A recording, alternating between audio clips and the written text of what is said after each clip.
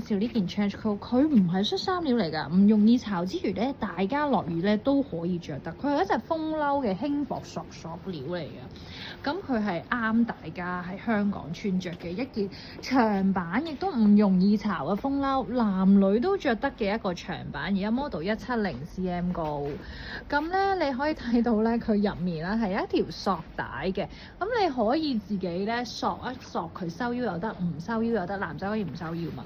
咁但係咧，雖然佢冇內裏啦，但係都做晒所有包邊嘅設計。咁佢最特別嘅咧係佢個 shoulder 嘅位置，佢嗰度有一條帶，咁嗰條帶可以咁樣按 hold，令到你個膊頭睇落去闊啲啊，有型啲。咁亦都可以扣喺個 sleeve 嗰粒紐咧，幫你揦起個袖啊。咁樣呢一度有個咁樣揦起佢，咁樣都好好睇。